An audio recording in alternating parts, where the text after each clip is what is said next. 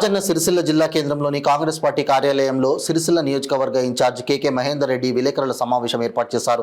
ఈ సందర్భంగా మహేందర్ రెడ్డి మాట్లాడుతూ కేసీఆర్ లేనిపోని అవాకులు చవాకులు చేస్తూ లేనిపోని నిందలు వేస్తున్నారని మండిపడ్డారు. కేసీఆర్ అసెంబ్లీకి రావాలని, తన రాజకీయ అనుభవంతో సలహాలు సూచనలు చేస్తూ ప్రతిపక్ష పాత్ర పోషించాలని సూచించారు. కేసీఆర్ కుటుంబం తెలంగాణ రాష్ట్రాన్ని నాశనం చేసిందని, తెలంగాణ ప్రజలను దోచుకొని రాష్ట్రాన్ని 7 లక్షల కోట్ల అప్పుకు ఊబిలోకి నెట్టిన ఘనత కేసీఆర్దే అని అన్నారు. బీఆర్ఎస్ పార్టీ ఏ ఒక్క పదవైనా బీసీలకు కేటాయించిందా అని ప్రశ్నించారు. కేసీఆర్ చేసిన అవినీతిని తెలంగాణ ప్రజలు గమనించారని, ఇప్పటికైనా ఒక నిర్మాణాత్మకమైన ప్రతిపక్ష హోదా పోషించాలని కోరారు. ఈ సమావేశంలో కాంగ్రెస్ పార్టీ నాయకులు, కార్యకర్తలు పాల్గొన్నారు. కేసీఆర్ గారు మాట్లాడిన ఫామ్ హౌస్లో పాపం 2023 సంవత్సరం నవంబర్లో తెలంగాణ ప్రజలు కొట్టిన దెబ్బకు దిమ్మ తిరిగి బొమ్మ కనబడి సోయి తప్పి ఫామ్ హౌస్లో పడుకొని 13 నెలలకు లేచింది సారు. లేవగానే ఇక పాపం ఏం మాట్లాడిందో ఏమో అర్థం కాలే ఆయనకు. అవాకులు చెవాకులన్నీ పేలుకుంటూ వస్తుంటే ఆయన ఏం మాట్లాడతారంటే, నేను కొట్టుడు మొదలు పెడితే ఎవరు ఆగరట. ఆయన కొట్టుకుంటూనే వండే మందు. నేను కొట్టుడు మొదలు పెడితే ఎవరు ఆగరంటే తెలియదు అందరికీ. తెలంగాణ ప్రజలకు తెలిసింది కాబట్టి నీకు బుద్ధి చెప్పిండ్రు, నేను పండబెట్టిండ్రు. ఇవాళ మాట్లాడడానికి ఒక ముఖ్యమంత్రి హోదాలో 10 సంవత్సరాలు 9.5 సంవత్సరాలు పనిచేసిండు. 80,000 పుస్తకాలు చదివిన ఒక జ్ఞాన ఖనిని అని చెప్పి అనేక సందర్భాల్లో తనకు తనే సెల్ఫ్ డబ్బా కొట్టుకున్నాడు. నిజంగానే చదివింది నిజమైనట్టయితే రాజకీయ పరిజ్ఞానం నాకుందని చెప్పి అనేక సందర్భాల్లో ఆయన చెప్పడం జరిగింది. అసలు ప్రపంచ మేధావుల జాబితాలో నేనొకరిని. ఎవరైనా నా యొక్క సలహాల సూచనల మేరకే ఈ దేశంలో కానీ ప్రపంచంలో కానీ ఈ యొక్క రాజ్యాలను నడిపిస్తుందని చెప్పి చాలా సందర్భంలో వారికి వారే స్వకుచమర్దనం చేస్తున్నారు. స్వడబ్బా పరస్పర డబ్బా అయ్యా కొడుకులు, అల్లుడు మామ బిడ్డ అయ్యలు ఎవరికి వాళ్ళే కొట్టుకుంటూ పోయిన సందర్భాలు చాలా ఉన్నాయి కదా.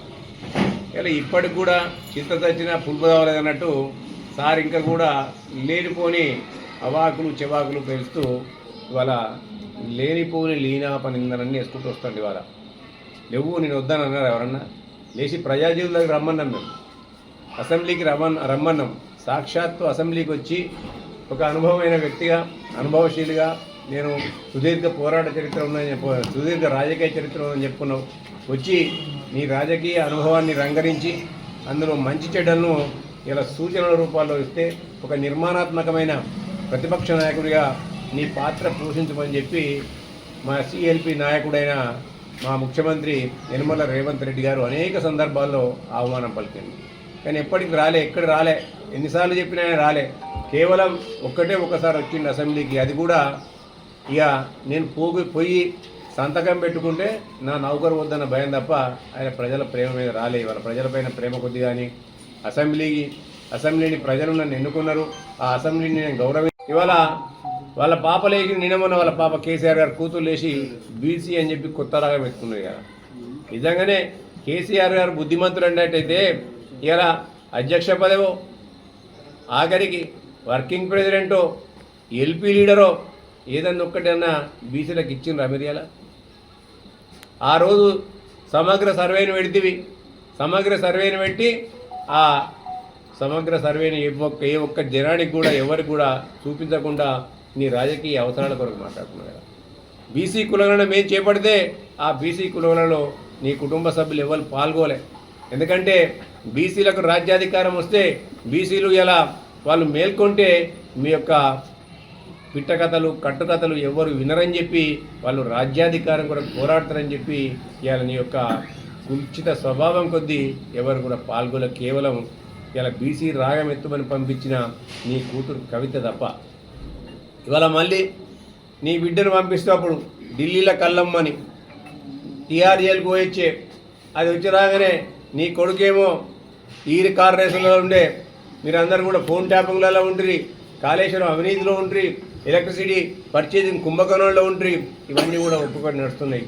మళ్ళీ నిన్న మొన్న కొత్తగా కవిత గారి భాగవతం మళ్ళీ ఇవాళ కేరళ కూడా ఉంది, కేరళ లిక్కర్ స్కామ్లలో ఉందని చెప్పి పేపర్లు రాస్తున్నాయి నిన్న మొన్న. అది తెర మీదకి రాగానే సార్కి మేల్కొచ్చింది, ఇక మళ్ళీ బిడ్డను కాపాడుకోవాలని చెప్పి. తారుకు మేలుకొచ్చి ఇలా కొత్త రాగం పరిగెత్తింది ఇలా. అయ్యా కేసీఆర్ గారు, నిజంగానే ఈ ప్రజల పట్ల నీకు ప్రేమ ఉన్నట్టయితే, తెలంగాణ ప్రజల పట్ల ప్రేమ ఉన్నట్టయితే 10 సంవత్సరాల విధ్వంసం ఏదైతే నువ్వు చేసినావో అవినీతి అక్రమాలకు నిదర్శనం ఉంది అక్కడ. నీ అవినీతి అక్రమానికి నిదర్శనం, సాక్షాత్తు నిదర్శనం అక్కడ అవుపడుతుంది. ఇవాళ ఇన్ని సంవత్సరాలు ఈ దేశాన్ని రాష్ట్రాన్ని పరిపాలించిన కాంగ్రెస్ పార్టీ ఖాతాల్లో డబ్బులు ఉన్నాయి. ముందుగా ఉపాధి కల్పించాలి కదా, ఉపాధి లేకపోయా. సంవత్సరానికి 2 కోట్ల ఉద్యోగాలు ఇస్తామని చెప్పి మోడీ గారి ప్రభుత్వంలో ఉద్యోగాలు లేకపోయా. మరి ఏం నుంచి ఊరట కలిగించింది? ఉద్యోగం ఇచ్చి జీతం ఇచ్చినప్పుడు ఊరట వస్తుంది. ఉద్యోగం లేకపోయా, ఉపాధి లేకపోయా, ఊరటిస్తే వెళ్ళావు. కాబట్టి ఆ యొక్క బడ్జెట్ ద్వారా సరే కొంతమంది